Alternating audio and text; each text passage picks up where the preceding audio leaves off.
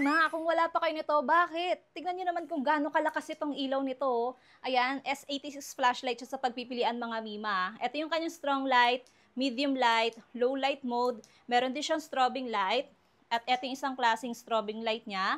Meron din siyang zoomable function. Ayan, pwede mo siyang ma-zoom in and ma-zoom out. And kapag nasa labas kayo, malawak or malayo yung nararating ng kanyang ilaw mga Mima.